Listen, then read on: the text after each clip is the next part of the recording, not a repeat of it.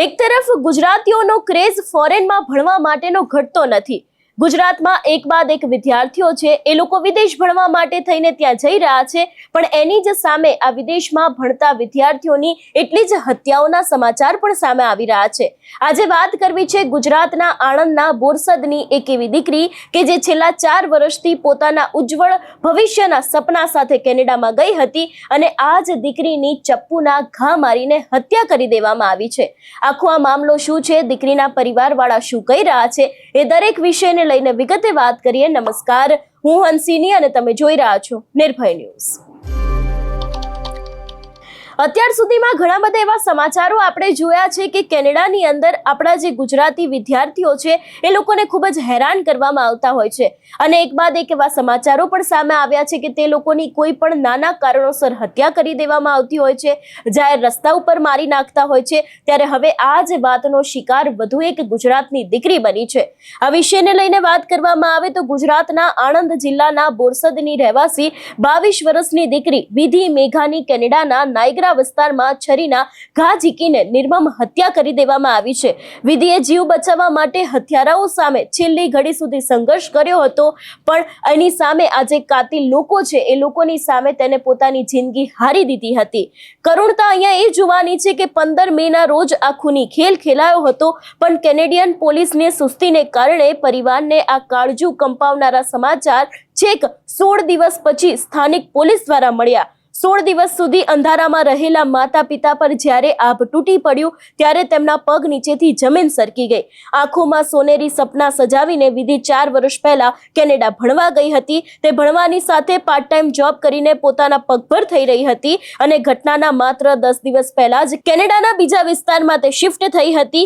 14 તારીખે જ તેને પોતાના પિતાની સાથે ફોન પર ખુશ થતા PR માટે એપ્લાય કરવાની વાત કરી હતી।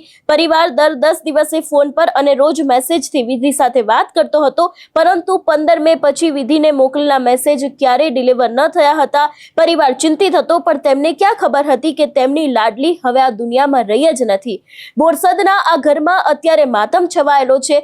વિધિની માતા ભાન ભૂલી ચૂકી છે। હોશમાં આવતા જ તે રડી રડીને કહી રહી છે કે દીકરીને કેટલાય લાડકોડથી મોટી કરી છે અને આજે તેનું મોઢું જોવાનું પણ અમારું નસીબ રહ્યું નથી।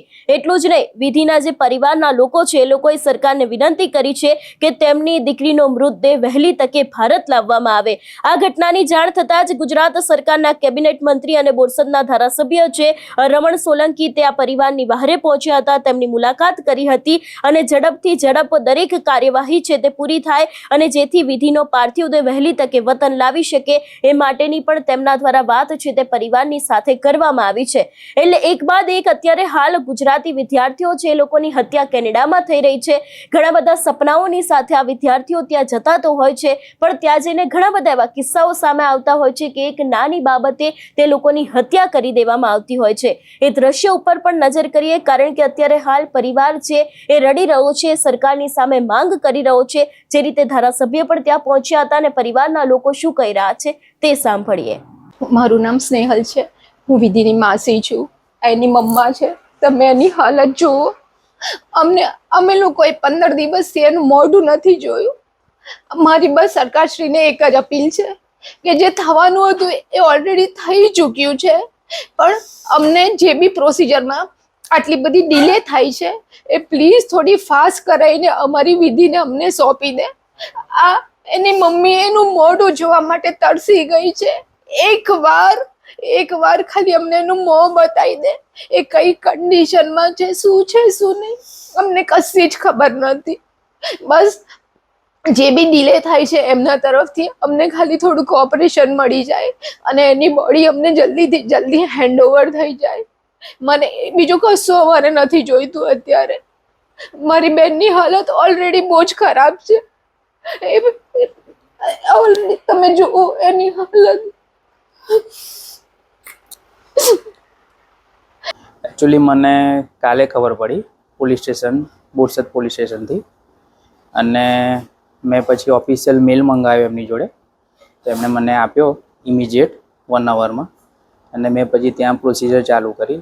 તો મને 10 દિવસે કાલે ખબર પડી અને ત્યાં મારી પ્રોસિજર ચાલુ થઈ ગઈ।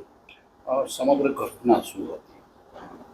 એકચ્યુઅલી મારી દીકરી સાથે 14 તારીખે છેલ્લે વાત થઈ અને એણે મને કહ્યું કે ડેડી હવે મારે વર્ક પરમિટ એપ્લાય કરવાની થઈ ગઈ છે તો હું કરીશ. મેં કહું સારું, વેલ એન્ડ ગુડ, તું તારી રીતે. એને ભણવાનું અમે પતી ગયું હતું એટલે એને વર્ક પરમિટ એપ્લાય કરવાની હતી. પછી 15મીએ આ બનાવ બન્યો અને મને કાલે ખબર પડી કે એ ત્યાં ઘટના સ્થળે જ્યાં હતી ત્યાં આગળ એને ઓચિંતો એની પર હુમલો થયો પૈસા માટે. તો એને સામે ફાઇટ આપી, એને બી સામેવાળાને બી ઇન્જર્ડ કર્યો અને એ તો ઓન ધ સ્પોટ ત્યાં એની પર હુમલો થયો એટલે એ ડેડ થઈ ગઈ.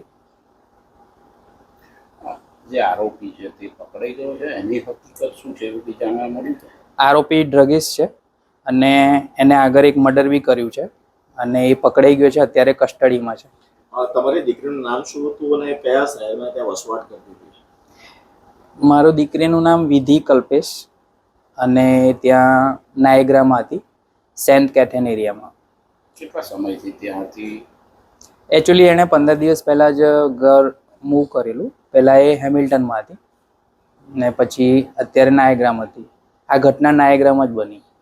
હવે જે ઘટના બની છે 2016 થી વાત કરવામાં આવે તો લગભગ 22 થી વધારે ચરોતરના લોકોની હત્યાઓ થઈ છે વિદેશમાં. હા, સરકાર પાસે તમારી શું અપેક્ષા?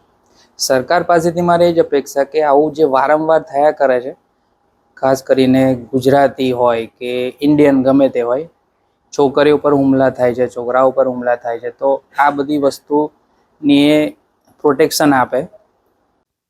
મેં ગઈકાલે રાત્રે ને અમારા મિત્રો દ્વારા જાણવા મળ્યું કે બોરસદની દીકરી કે છેલ્લા 4 વર્ષથી એ કેનેડામાં ઉચ્ચ અભ્યાસ માટે ગયેલા, એનું નામ હતું વિધિ મેઘા. મેં તાત્કાલિક એના પરિવાર સાથે રાત્રે પણ સંપર્ક કર્યો હતો અને આજે મેં એના પરિવારજનોને રૂબરૂ મળવાનો પ્રયત્ન કર્યો ને એને ઘરે પણ ગયો હતો. ખૂબ દીકરી હોશિયાર હતી, પરિવારની લાડકી દીકરી હતી, એટલે પરિવારજન પણ અત્યારે દુઃખી છે. પરંતુ જે રીતે કેનેડામાં એની હત્યા થઈ છે અને જે રીતે એમને એમના પરિવારજનો દ્વારા મને જાણવાનું મળ્યું, મને પણ દુઃખ થયું. પરંતુ બનેલી ઘટનામાં એના પરિવારજનોને અમે સાંત્વના આપી છે અને વિશેષ કરીને સરકાર દ્વારા એમની જે કંઈક નાની મોટી જરૂરિયાત છે એની સાથે મેં વાતચીત કરી છે. તો એમની લાગણી છે કે એમની દીકરીની જે ડેથ બોડી છે જલ્દી ને જલ્દી એમને મળે એવું એમને એક મારી પાસે ઈચ્છા વ્યક્ત કરી છે. મેં તાત્કાલિક મારા CMOમાં એને જાણ પણ કરી છે અને ત્યારબાદ એ CMO દ્વારા પણ આગળ અને તમામ જલ્દીમાં જલ્દી જે રીતે એની પ્રોસેસ છે, કારણ કે વિદેશમાં છે એટલે થોડી પ્રોસેસ થોડી અલગ પ્રકારની હોય છે, એટલે હવે એમની ત્યાં ઝડપથી એની પ્રોસેસ પૂરી થાય અને ડેથ બોડી એના પરિવારજનોને ત્યાં મળે. અને આમ તો એમના બીજા પરિવારજનો પણ ત્યાં છે જ, એટલે એ પણ ત્યાં દીકરીની સાથે જ છે.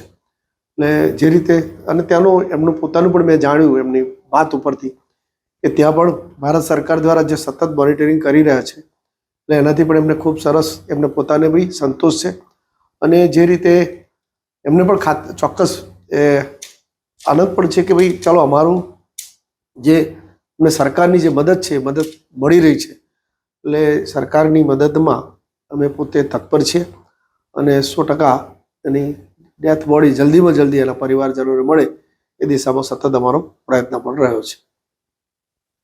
આ સમગ્ર વિષયને લઈને તમારો શું અભિપ્રાય છે અમને કમેન્ટ કરીને ચોક્કસથી જણાવજો. તેની સાથે અમારી ચેનલ નિર્ભય ન્યૂઝને લાઇક, શેર અને સબસ્ક્રાઇબ કરવાનું ભૂલશો નહીં. નમસ્કાર.